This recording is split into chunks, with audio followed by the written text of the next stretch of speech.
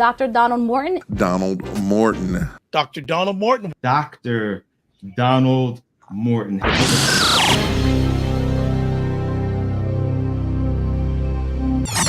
Dr. Donald Morton.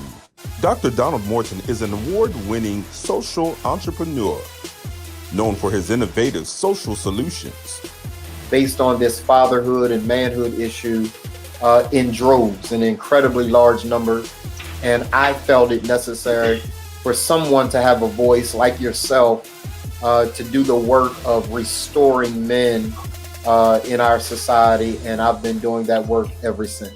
His latest solution is expressed as the CEO of Remand. So Remand, the nonprofit, is about helping brothers that are coming out of prison, brothers that are dealing with child support, brothers that are the most marginalized of our communities, helping them with their character and the institutions that impact them. And then the LLC, our for-profit arm, is really attempting to address the CEOs and CFOs and entrepreneurs and people like that say, look, I got issues too as a black man. My issues are a bit different because I'm in the C-suite. And how it plays out in the C-suite is very different than how it plays out on the block and those brothers that are coming out of re-entry. But here's the deal. All of us the same, for real, for real. Dr. Morton is the former executive director of the Complexities of Color Coalition. As executive director of the coalition, he worked to congregate Wilmington, Delaware's African-American community in order to create comprehensive strategy to influence institutions, policies, and laws. Dr. Morton has over 25 years of experience in African-American community leadership. Remand is deeply personal. While he's glad that thousands of men are on this journey with him, it was started because he needed liberation. He was broken and bound, and he was fighting to put his life back together after divorce, infidelity, business challenges, bankruptcy, and a life destroyed by being the worst liar ever. Yes, Dr. Morton was a liar until he faced himself and proved his signature science, the character arc. Then and only then was he ready to lead men to learn and live the science of being remanded.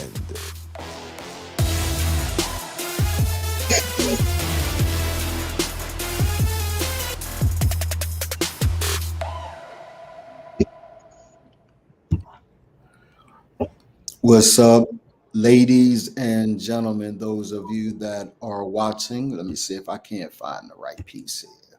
There we go. Maybe I like that. Maybe I like that. Maybe I like this one. Yeah, I think I like that one. Good to see y'all that are on. Those of you that are on Facebook, good afternoon to you. Those of you that are watching on YouTube, good afternoon to you. Those of you that are watching on LinkedIn, good afternoon to you. Do me a favor and share this, like this, whatever platform you're on. Just make sure that you're sharing this, you're liking this, you're commenting, so that we can mess with the algorithm a bit and make sure that your fellow brothers can see the podcast, the Braveheart. In fact, let me do this. There we go. This time together is going to be incredible. Okay, that one works better. Yeah, so before I go any further, let me shout out my dude, Dr. Jamal Harrison Bryant, for getting engaged. He is going to be married to Dr. Carrie Turner. I've already posted it. I've already sent him a text. Congratulations to my guy. He is a very dear friend of mine, has been incredibly supportive of me during some of the darkest periods of my life, and as well helping me to navigate Atlanta a bit more than I would have if he were not in my life, particularly because of who I am and what I do. He helped me tremendously just try to navigate it all. So shout out to Dr. Bryant for finding his bride. He's a Newt as well, right? He's a Kappa man. So shout out to Dr. Bryant. Um, those of you that are watching, do me a favor, share it. I'm going to do the same, and I'm going to share it particularly inside the Facebook community, our Facebook community, because yeah, Facebook has acted kind of funky with its third party apps now. So there are certain things that you can and cannot do, and you can do, but it just takes extra steps, and it's just kind of irritating. So I'm going to share it inside the group. There we go. I'm going to share it inside the group. Before we get started, let me also say that beginning on June the June the 17th, I believe it is. Let me see. Yep, June the 17th. We are in our Dominate the Game, Mastering Life Leadership and Legacy Challenge. It's going to be tremendous. I mean, just absolutely tremendous. I need all of you to be there. And I need you to invite another brother. I need you to invite brothers to the community. I need you to just get a bunch of brothers in the room. And today I'm going to share with you why. It's just some sobering realities that I've had over the course of the weekend and the course of these last several weeks. I don't know why exactly God is talking to me in the way that he's talking to me, but I want to make sure that I lift up what he's saying. If you have not gotten your copy of the Remand book, then I want you to get your copy of the Remand book. www.theremandbook.com. Go there, get your copy of the Remand book, share it, purchase a copy for other brothers. I think every time I look up, Walter Sellers is saying, "Hey, send me more books." Right. So grateful for him and getting it into as many hands as he possibly can. Brothers who genuinely need to read the book. So go to www.theremandbook.com. Happy Memorial Day. I guess there is no happy Memorial Day. Really isn't designed to be happy, I guess. But for every brother, for every sister who laid down their lives for this country, with all of its flaws, with all of its challenges, this is still the greatest country in the world. I don't care what anybody says. It's the greatest country in the world. It has its sins, but I've traveled the world, at least portions of it, and I will tell you that this is by far much better than some other places that I've been. So it doesn't mean that we don't need to challenge it. Doesn't mean that we don't need to challenge its systems and the way that it does things, particularly for the most marginalized of our society. But what it does mean is that at least we can challenge it. Can I tell you that there are some countries that you better not challenge it, right? You better not say anything against it. And so I'm grateful for the United States of America. With me today, two of the best friends that I have in this world. I mean that from the bottom of my heart. Dr. Leroy McKenzie Jr., the impact builder, author, speaker, father, just a phenomenal brother. He is with us today.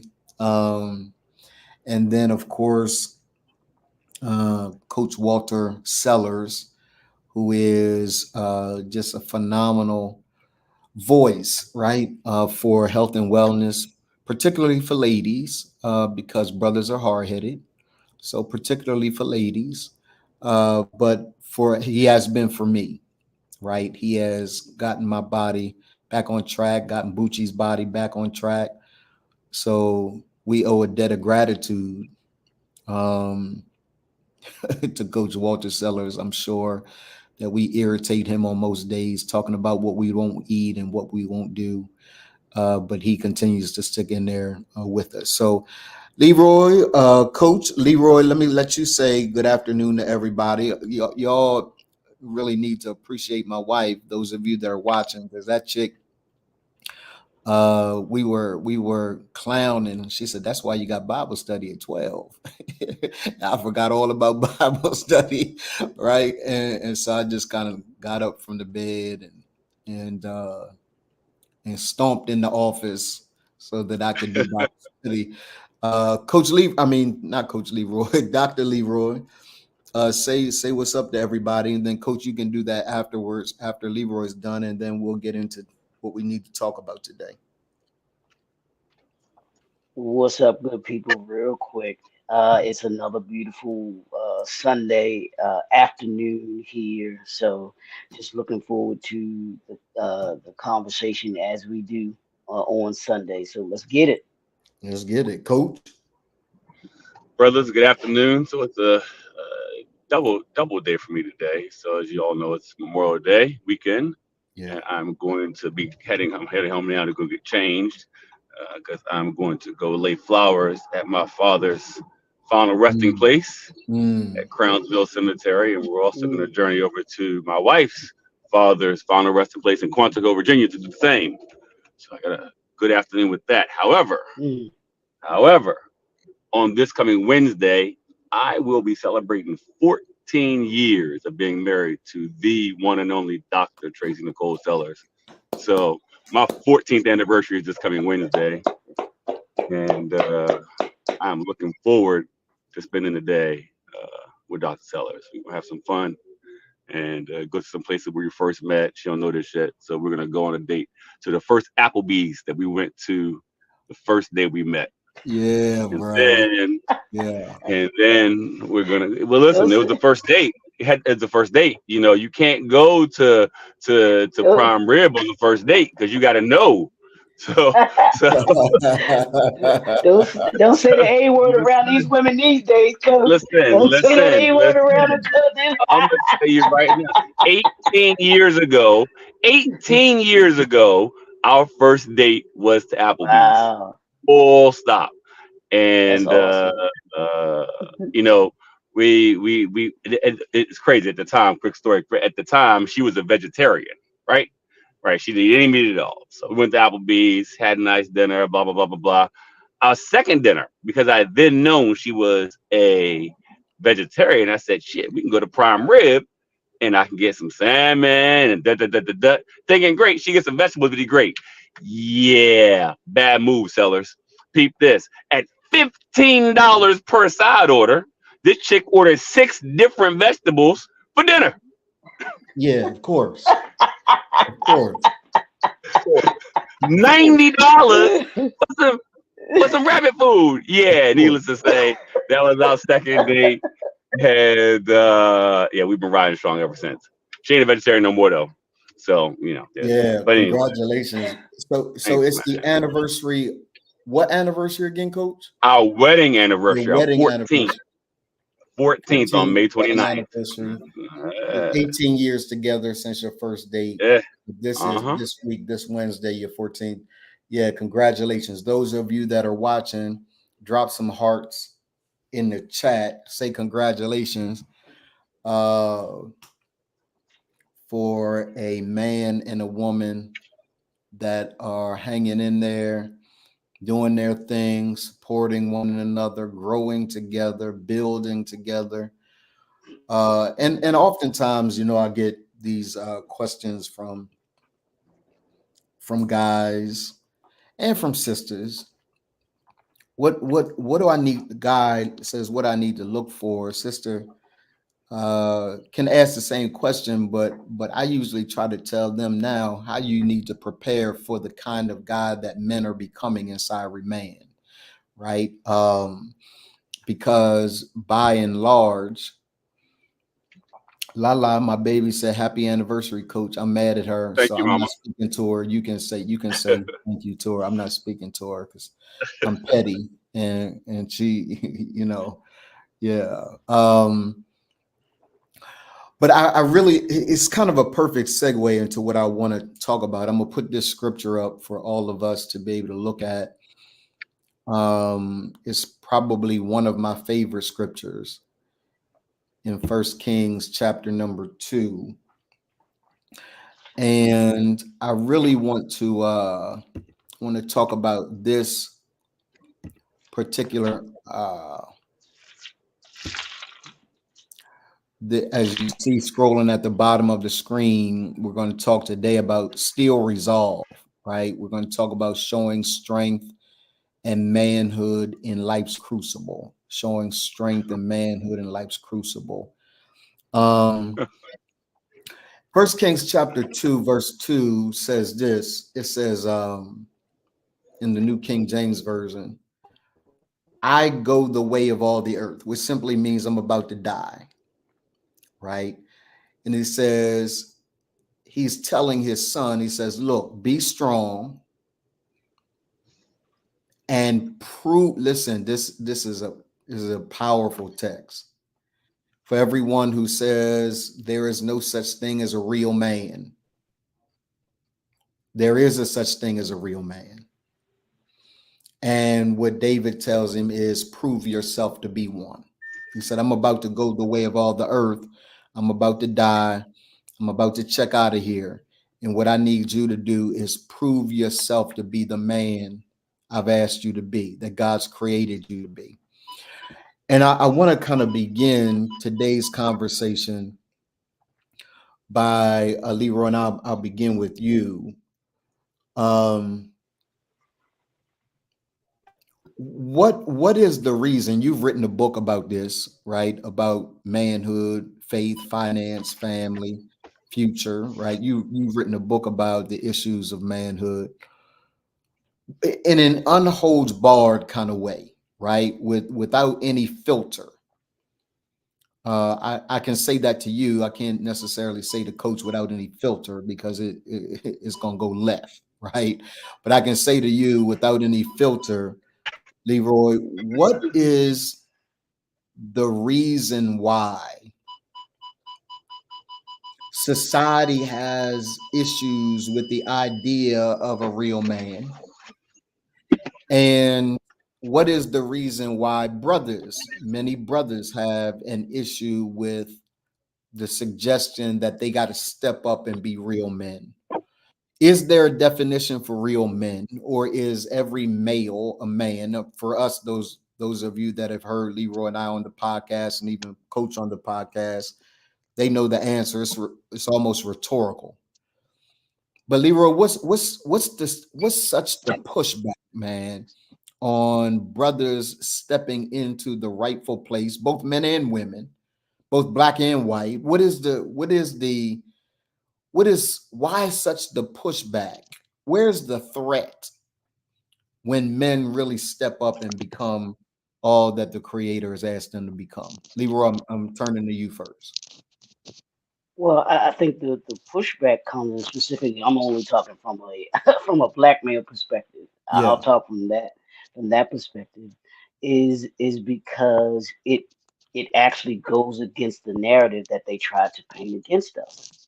They want to put every negative connotation towards who we are as black men. They don't want that imagery to be there because if that imagery is there, then society has doesn't have the as they say the boogeyman doesn't have that that image that they have to be able to go after.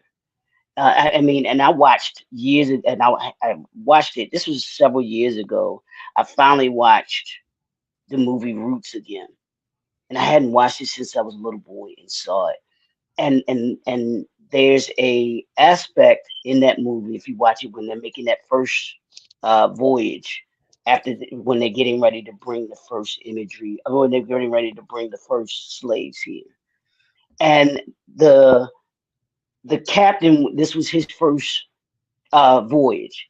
I guess I don't know what you call him, whoever he was, the organizer, whatever. He was telling the captain about what he was about to see and face, and I distinctly hear him talking to the captain and portraying the the the slaves that they were bringing in, and specifically the men, as inhumane. So Yeah, they have to portray us as this uncontrolled, unbridled type of individual, so that there is no human aspect to us. And because if I can't humanize you, then I can't see you. I don't have to hear you, and I don't have to respect you. And if you notice, that's what we talk about. A lot of times when we talk about us as men, we've said this. We want to be respected, we want to be seen, and we want to be heard. Those are the dynamics of being a man. Think about the civil rights was I am a man. Remember the pictures that they would show? I am a man. That's about seeing me for who I am. So society has an issue with that, because especially with us as black men, because if that image is if that image is not a positive one, then it destroys everything else that goes along with it. So, that's my take on it. Last one, I'll give you an example. There's the guy Jalen Brown that plays for the Boston Celtics, yes. right? People know him for being an NBA player. This dude, he's a school. I think he's a Rhodes Scholar. Don't get me. I don't quote that, but this dude did an internship at NASA. And here's what they were saying in the NBA, that they thought when they were doing, how they do the interviews and stuff like that before you come to the league. One of the things that they were saying about him, or they tried to say about him, they thought he was too smart for the NBA. They thought that this would be just it would just be something that he kind of did on the side, versus the other great things that this man is. I mean, he's done speeches at MIT. Smart dude. So why is this dude the highest paid NBA player, and you see nothing about him being pushed out there? Why? I truly believe it's because of the intelligence that that man has, and that would destroy the narrative that they have of of black men specifically, but yet again of the NBA players. If he were put on commercials and getting big time endorsements and everything like that. So that's why I think that they don't want to see, why there's this pushback against us. And coach, I think Leroy, Dr. McKenzie Jr. has hit spot on. Let me ask you a different question though, along the same lines. Dr. Leroy talked about the reasons for which our society doesn't want to give credibility and credence to us as black men being men. There's also the data doesn't lie. So there's also a group of us as black men who have not yet stepped into the character of a black man, right? Uh, Coach, as you kind of you're Kappa guy, right? You also train women, but you also, I mean, you train men as well, but your primary audience is women. What is the reason, as you see it, that brothers have not stepped up and into the role of being the kind of respectable man that our society genuinely needs to see in mass, in large numbers? I don't know that every man is prepared to be a general. I think that's the answer. Um, every army requires generals. Every army requires lieutenants, and then we also need the privates and the soldiers, right? I think that unfortunately there are not enough males wanting to be men, um, because being a man requires accountability. Um, but the accountability after it's to you, once you got that part down, your accountability is no longer about you. Your accountability is for the community at large, your family, and your genealogy, right? The people that are after you. I referenced this conversation I had a lot with one of my younger guys that I work with. Um, I told them failing isn't an option. Failing isn't an option isn't because it's an egotistical thing. Failing is an option because there are 50 other businesses that are watching me, and I don't know that they're watching me. But if I fail, they'll never get started. So carrying that burden is not easy. It's not something that's on the front of mind. It's something that's in the back of mind, but it's always there. It's every time I want to take a break and not do another email. It's every time I want to take a break and not send another follow up message. That voice comes screaming out louder and louder and louder. It's like, hey, you need to do this because it's not about you anymore. You've been in the paper, you got on a news cycle, all the stuff about you've been done. You got the awards, you got this, you got all that stuff. It ain't about you anymore. And a lot of men are stuck in the me, and they're not males rather are stuck in that me, and aren't able to make the transition to the next step. And can it be found individually? I mean, I guess. Is it a lot more difficult when you're trying to become self-actualized individually? Yeah, sure, because there's no measuring stick, there's no guide, there's no nothing. There's no one telling you, hey, do this better, do that better. There's only just you saying, all right, it's good enough. It's good enough doesn't work. Once you're there. So I think that's the issue. People don't want to do the more, or they'll get stuck in the hard position. You said earlier what makes a man. I think what makes a man is what you do when you're in a hard place, right? Because sometimes you're in a hard place. I think it was you used the analogy. It's like playing chess, right? Sometimes you're screwed. No matter what you look at the board, you're screwed. However, there's always a best move, right? There's no great move, but there's always a best move. And if you make the best move enough times, the odds are high you won't have to fold your king, right? So it ain't got to be the perfect move. It ain't got to be everything's right all the time. Sometimes it's shit the shit. But being a man is being willing to stand there and make the best move, own the infidelity, own the lies, own the shit, own the failure, own the missed credit card payments, own all that stuff, and make the best decision out of the crappy ones that you have. And keep going. I think that's the definition of a man. I think that a lot of men are unwilling to face. They want the fast way out. They want to use the Ozempic. They want to use the 10-minute abs rule to life. That shit don't exist. That's all fake. It's all fugazi. Right? If you're unwilling to do the work, if you're unwilling to face it, then you're unwilling to win. You're unwilling to be a man, at least in my opinion. Yeah. Leroy, it is crazy that Coach talks about the importance of being willing to put in the work, and how many brothers are unwilling to put in the work, right? I want to take it from a different angle. I want you to talk about it, and then Coach talk about it as well. 1 Peter chapter 5 says we ought to be sober, that we ought to be vigilant. And it says, because our adversary, the devil, walks about like a roaring lion, seeking whom he may devour. Seeking whom he may devour suggests that he can't devour everybody. There's some that the enemy can't defeat, right?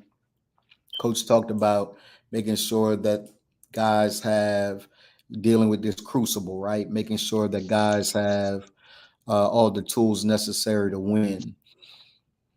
As these last couple of weeks have been very sobering for me, because I see for the not for the first time, but as clearly for the first time, these subtle, less than overt ways in which the enemy is attacking masculinity. I mean, like there is an all-out assault on masculinity. Um, and one of the things that it says, and then we'll look at 1 Peter 5, but then we'll also look at 1 Corinthians 16. Then I'll show you Malachi 4 that kind of ties it all together. But Leroy and Coach, how mindful or sober have we been, right, around the attack on masculinity? I think us three get it, but how sober have we been or not been as it relates to the attack on masculinity, with policy, with media, with religion? Leroy, coming to you first, man. How sober have we been, or have we dropped the ball? I think overall we've dropped the ball, but I think there are some of us that do get it and do see it, and it's up to us, those that get it, to sound the alarm, so to speak, to kind of make sure that we are the voice, and letting people know, letting men know what is truly happening, and why it's happening, to give them the understanding, because everybody's not going to be in the position to see it, and so when they come into the knowledge of what's happening, then it's up to them. They have the choice then to say, hey, that's either something that I can get behind, or I need to understand better, and I need to want more, or somebody said, you know what, hey, that's not my fight to be in. I'm just gonna go on about my life, as you were saying, it's about me, me, me, me, me. As long as it ain't impacting me, I'm good. It's not attacking my masculinity. How some of us get, I'm all man. It ain't got nothing to do with me. But it's this that attack on masculinity is bigger than any of us, than all of us, because it is an attack on all of us. Like you said, it's gonna get some of us, but there's some that it's not going to get, because that's the intention. Like you said, it's going to grab who was supposed to grab, and be able to say, you know what, I can grab this one, because they aren't thinking at a certain level, they aren't acting at a certain level, they're not going to get it. Their eyes are going to be shut to what it is that I'm doing, or be deceived in what I'm doing. So we have to. I think as an overall, we've dropped the ball, but I Yeah, do believe that there are some of us that do get it, and are adamant, passionate about making sure that other brothers understand it, see it as well, so yeah, that they can make the decision that we made, and yeah, say, you know what, no, this is not acceptable. yeah. Hey, Coach, Leroy said something I think is key, man, and I want you to take it from here. Dr. Angela Davis has this thing where she says that the problem with our people is that we have a fundamental inability to connect the dots. Like, we can't see Mm, that this is connected to this, and this is connected to this, and that all of this is concerted effort to destroy, in this context, masculinity on the face of the planet, right? Coach, what is it that people aren't seeing? Leroy talked a bit about how society portrays us, and that's absolutely 100% right. Um, what haven't we discussed today that is contributing to our inability to connect the dots? I think the major issue isn't that we've let's back up. I think the major emphasis has been pushed to make everything equal, right? Mm, You hmm. know, and in that search of an egalitarian society, um, it allows people who are mediocre to excel, or at least get benefits that they may not at least benefit from. Now, uh, So are I you think. saying that I shouldn't get a seventh place trophy?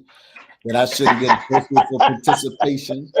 But let's look at it broadly speaking, right? Yeah. You know, if you take a group of boys at the age of 6 or 7 before they become socialized in the world, and take a group of girls and do the same thing, the group of boys are going to form teams and make a competitive game.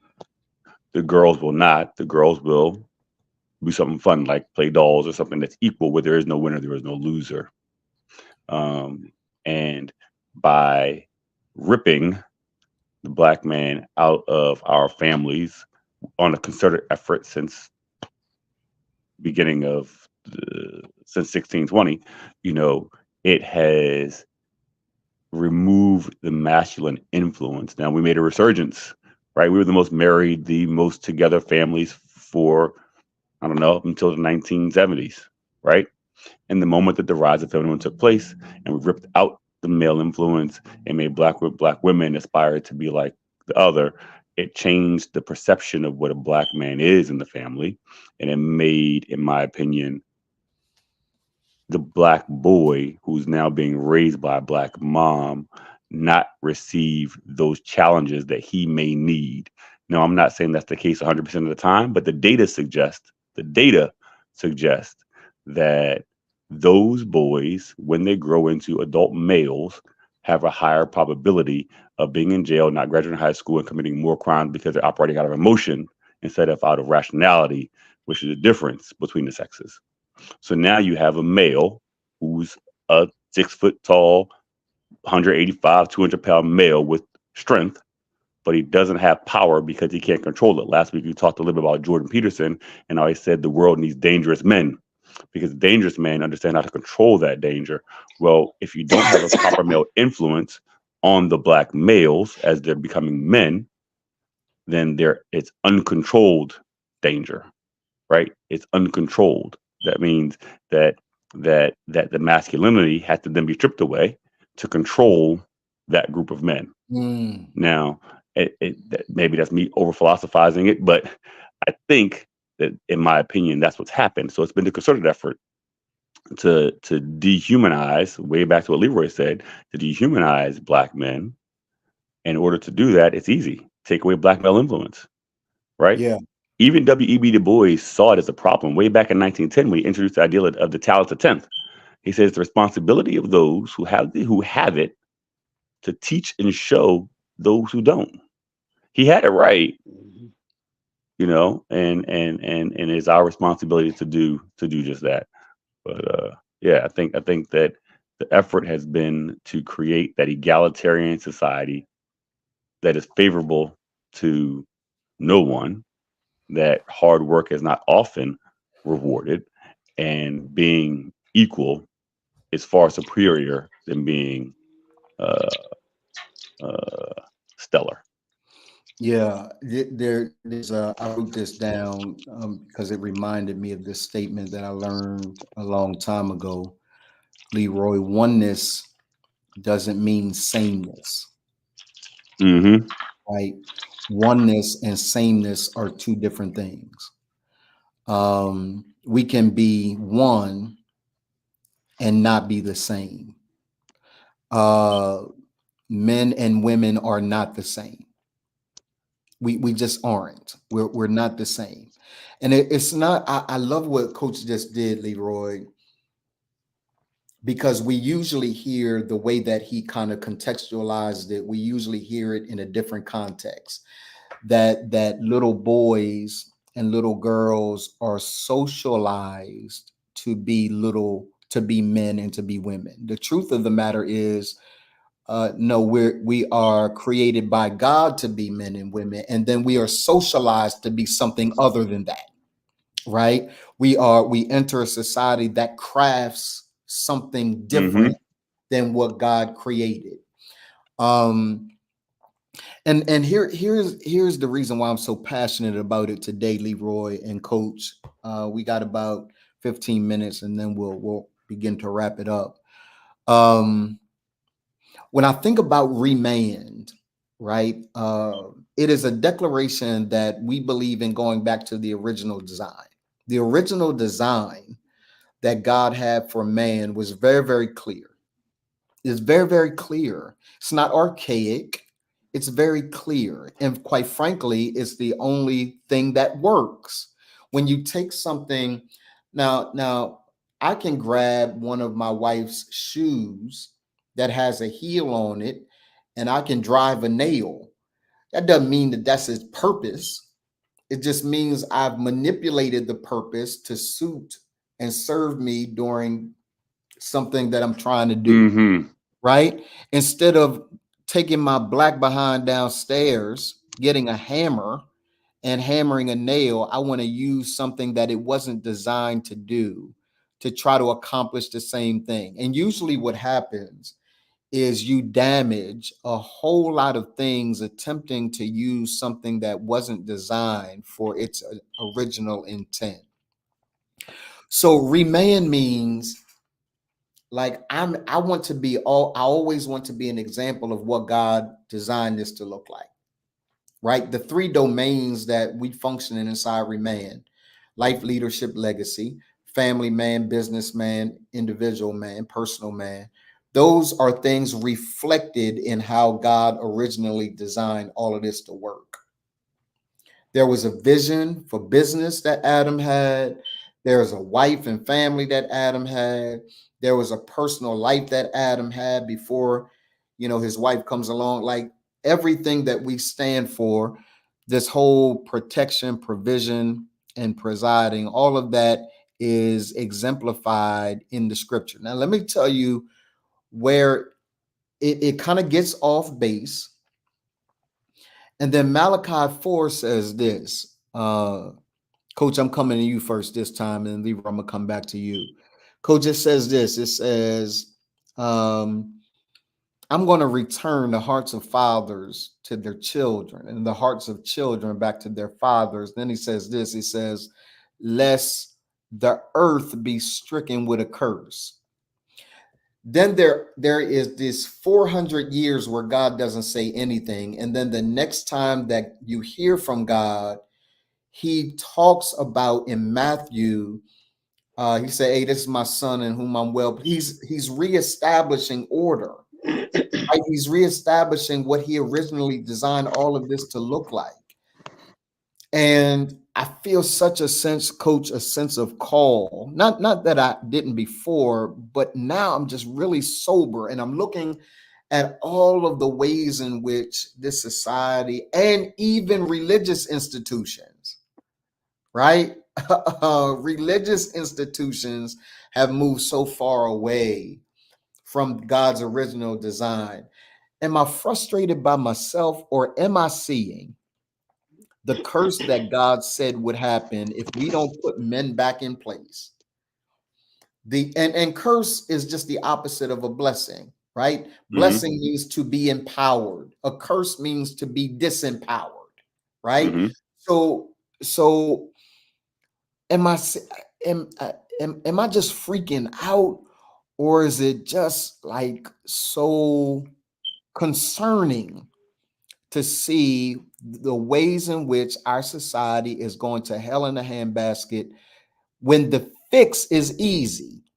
Well, the fix is I see the fix. I'm not saying the fix is easy. We have the answer to the challenge, but I'm seeing such a need and necessity, man, to put men back in place if we're even going to survive.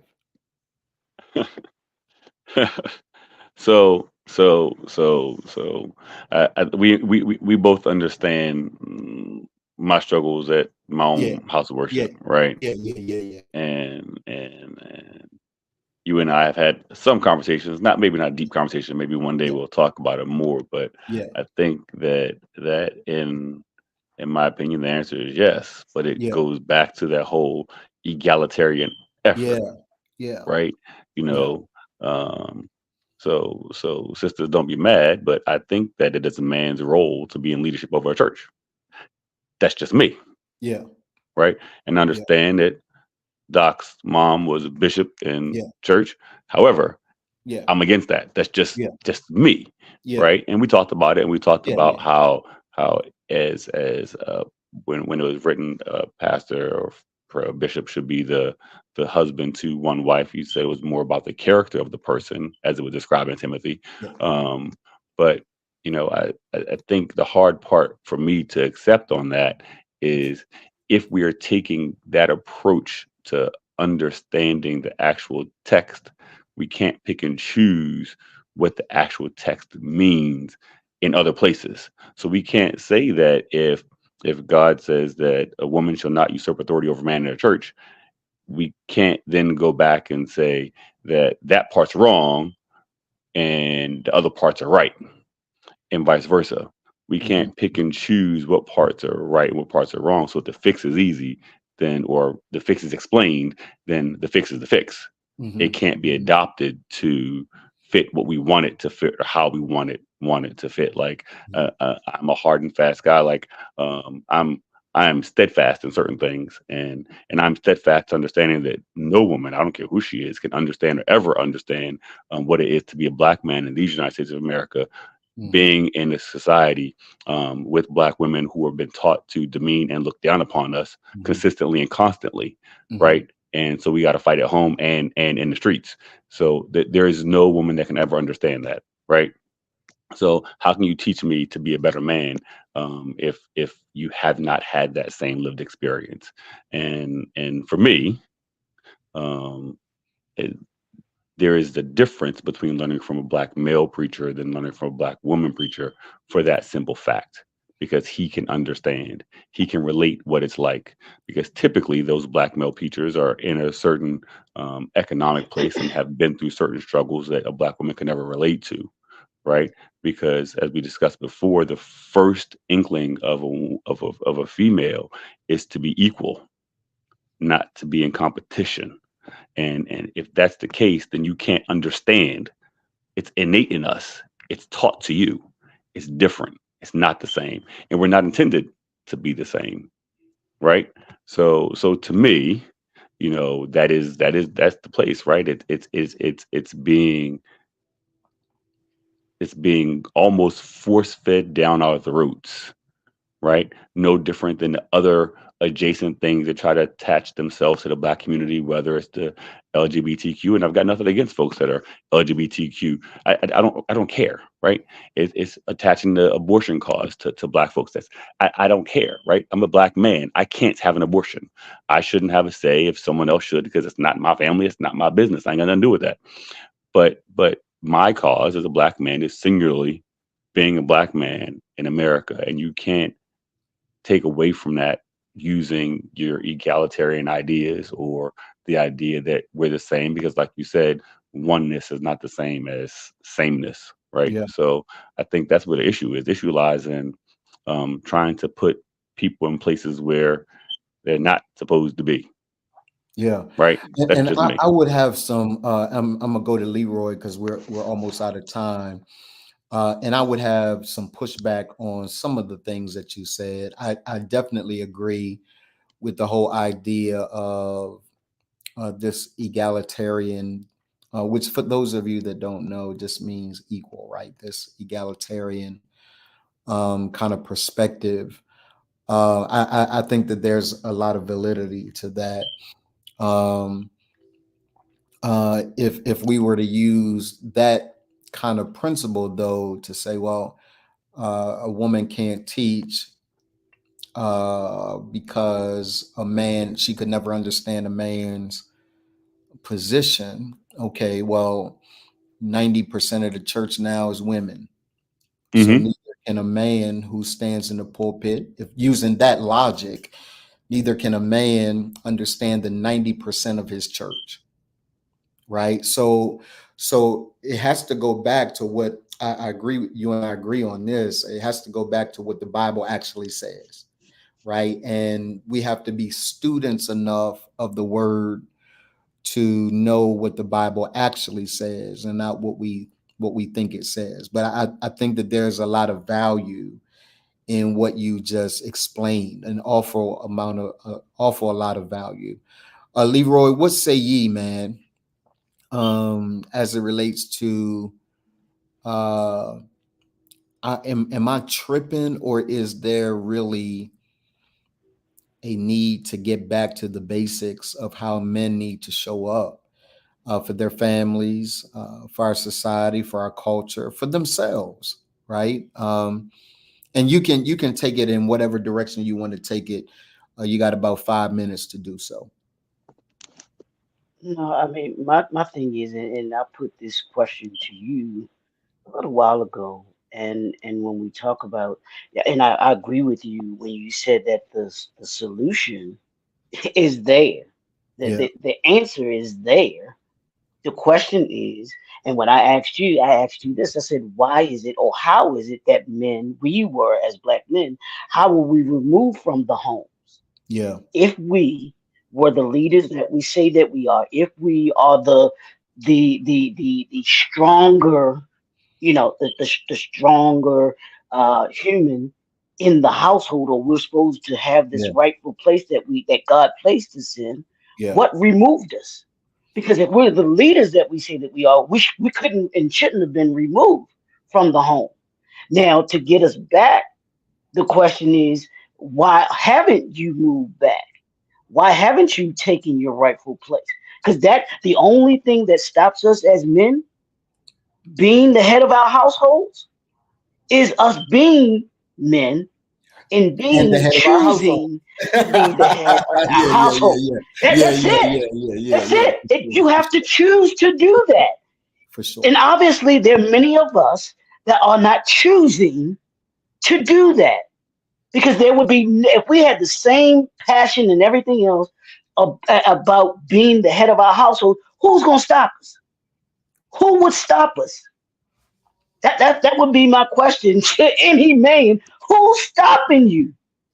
Yeah, yeah, yeah, yeah, It's you that's stopping. Get, as Tyree said, the title of his book, "Get out of your own way." Are you in your own way yeah, of doing what it is that you say that you're supposed to be? You get these, you have brothers that say, "Well, I'm supposed to be the head of the house, or I'm supposed to be the lead." Okay, then where are you? Why aren't you? Because oh no, the thing about the equality, I could push back a little bit on that too, but we don't have enough time for that.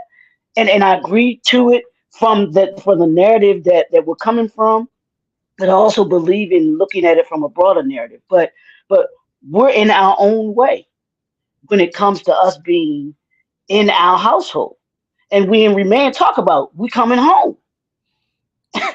There's nobody that can stop us from coming home if we yeah, choose to come home in the right way, coming in the right way. So yeah, man. I look at it through a different there's different lens about it's society. No, Hmm. this is it's not society that's stopping us. It's us stopping yeah. us I as also men. wanna lift up the courage of both you brothers. I want to lift up the courage of Coach. Um, for several reasons, right? Like this is an example of what men do. Like Coach said, I know your mom was a bishop. I don't agree, but that's manhood, right? I ain't got no beef with Coach. Coach ain't got no beef with me. He's looking at principled leadership. Like this is right. Like it, if we could ever get back to being men of principle, if we could ever get back to finding the black and white, I think we have become such shades of gray, right? Like Mm. we're afraid to be on. Coach, this is why I respect him, and this is why I respect Leroy too, right? I respect both of you brothers because there are certain things that are up for conversation, and then there's certain things that aren't, Hmm. right? Like Donald, I don't care. Donald, I don't care what you say, right? And the reason why I respect that is for the very reason that God asked me whether or not I could handle starting an organization like Remain. And the reason why he asked me that is he tried to prepare me for, in today's world, the position and perspective of manhood is not easily welcomed. It's not. It's not. It's not. It's not a popular position, right? So for me, what I'm hoping we get out of today's lesson is going back to what the scripture says in First Kings chapter number 2. Um, he says this. He says, "I go to where all the earth be strong." Like the first principle, coach, that he shares is be strong. When your positions as a man are being challenged, when your perspective as a man is being challenged, be strong. First Peter 5 says, be vigilant, be sober. Mm-hmm. First Corinthians 16 says, be brave. Joshua 1:9 says, be strong. Like I don't know how many places he's got to tell us that there's a degree of courage that it's going to take us in order to walk out this remand process. Society needs to be remanded. Church needs to be remanded. Schools need to be remanded. Government needs to be remanded. And I'm not just talking about males with penises. That's not what I'm talking about. I'm talking about the principle of masculinity, because I think it's in Deuteronomy where God talks about how emasculating our environment has become. Mm-hmm. Right? So for me, the task that is on my hands, the task, coach, that is on your hands, Leroy, the task that is on your hands is that we need to preach from the mountains the gospel of masculinity, the principles of masculinity, the principles of manhood, the principles of character, the principles of authenticity. You know what I discovered the other day? I was facing the ark, right? And looking at the discipline of authenticity and transparency. And you know what I discovered? That before we can get into authenticity and transparency and being vulnerable and all those kinds of things, right? Can we talk about the principle of authenticity that it takes just to honor that it takes just to honor masculinity? The honor the fact that you're a man. Like as a man, I was raised by my mother. I wasn't raised by my father, right? So I didn't have the lens of Edward Donald Morton Sr. I didn't have his lens. I had the lens of Aretha Morton. So while I grew up, and fortunately later on, I've got Apostle Mike Freeman, right? That literally taught me manhood, right? So to Coach's point, whether you take it from the church perspective or whether you put it in the home, my view, I love my mom. Those of you that know me know ain't a greater woman alive than or now transitioning than Aretha Morton. Like that's my baby. But here's the deal. My perspective was off.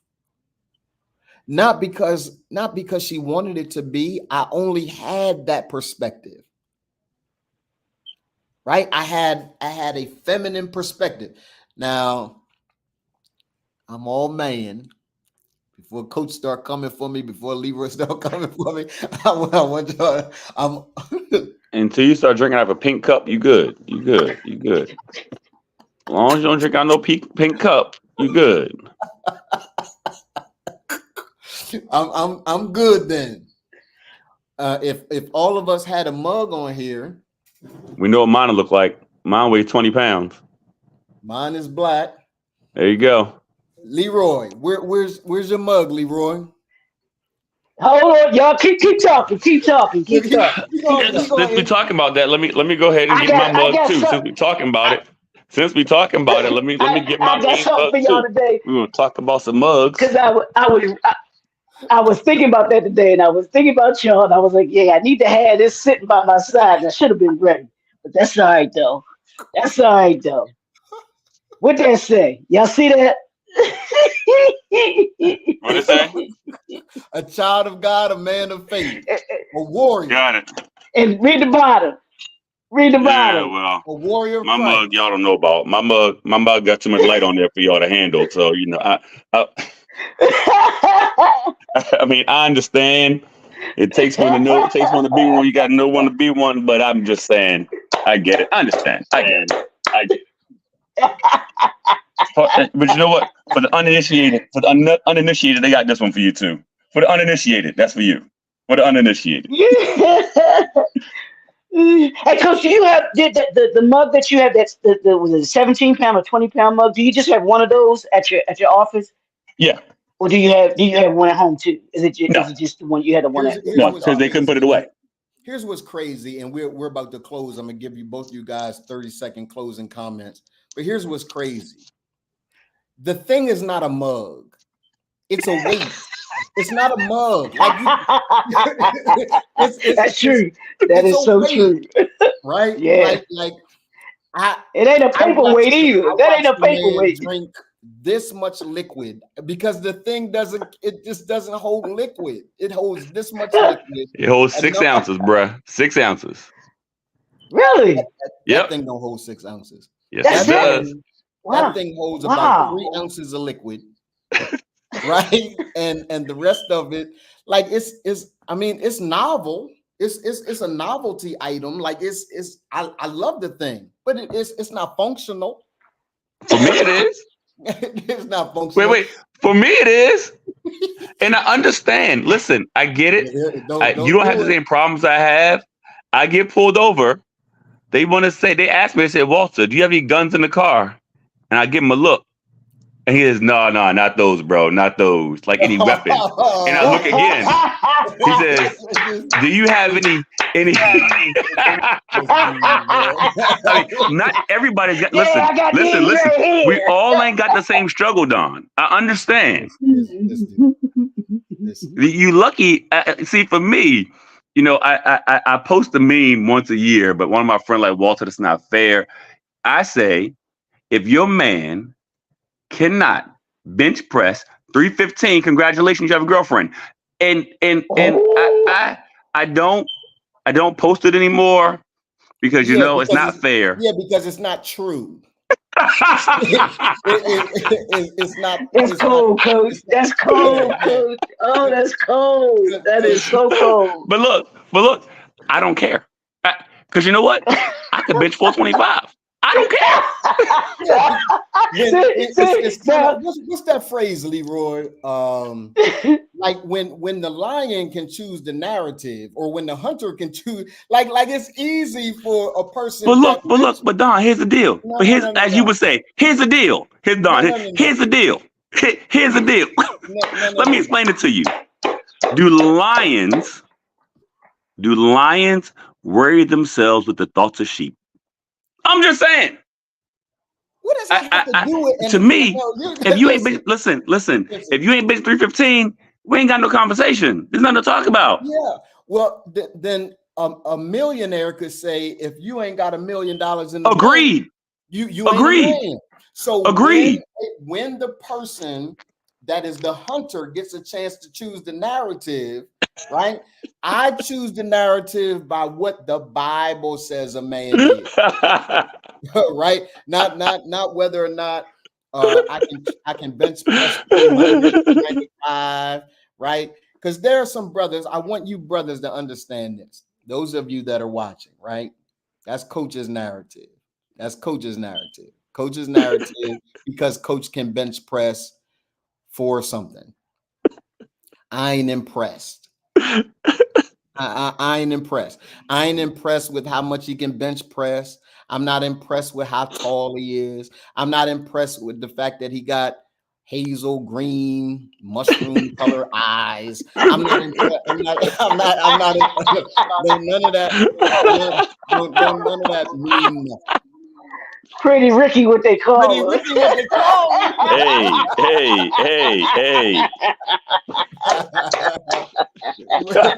Pretty Ricky, what they call him. Oh man, I'm so happy today about the courage that both of you brothers have exemplified. Because the truth of the matter is, it's going to take courage to preach this message and Mm-hmm. to rewrite a grotesque wrong, right? To Mm-hmm. right a grotesque wrong that has been perpetrated against our society. I want every brother that's watching to hear me when I say that you are valued, and Mm-hmm. brothers, you're necessary. Mm-hmm. Necessary. And they can continue to tell you that you're not necessary. They can keep doing that, but they're doing it to their own peril. Our society is not a fraction of what it would be if they would just be honest about your necessity. Coach, I want to give you 30 seconds, man. Give us 30 seconds in the closing. Leroy, 30 seconds in the closing. Then I'm going to run the last commercial. Then we out of here. Be good, eat good, and remember, you cannot out train a bad diet. Believe me, I tried. I tried. Leroy, your last 30 seconds, bro. Now, brothers, understand this: be seen, be heard, be respected.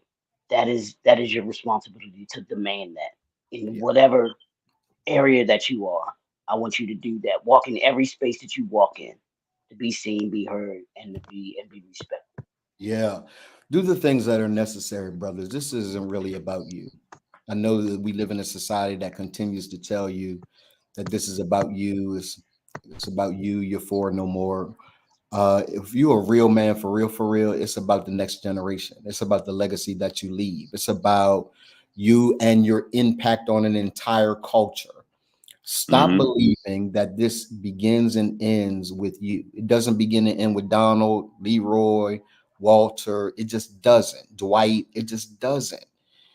We have a responsibility to reestablish the whole principle. Genesis 1, in the beginning, God created the heaven and the earth. And verse number 2, the earth was without form and void. I believe he created everything perfect in verse 1. And then something happens, and he gets a chance to reestablish it.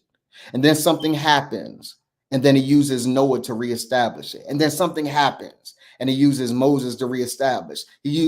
Something happens, he uses Jesus to reestablish. And guess what? It done happened again. Who's he going to use this time? Mm-hmm. That's the question. And are you ready to do what Moses had to do what Noah had to do what Jesus had to do what God had to do with Adam? Are you ready to be the one to say, yeah, I'm here, send me? If he had to start all over again, could he start all over again with us? My answer is yes. Leroy's answer is yes. Coach's answer is yes. Because quite frankly, what most people won't tell you is he's in the process of restarting all this again. And he's never done it before. This is where Coach is right. He's never done it before without using a man. Mm-hmm. And he won't do it again without using a man. Will the real brothers please stand up? Thank you all for hanging out with us today, the Braveheart Bible Study. We love and respect y'all. Check this out as we begin to check out of here for the day. See y'all soon. Happy Memorial's Day. Donald Morton. Dr. Donald Morton. Donald Morton. Dr. Donald Morton. Dr. Donald Morton.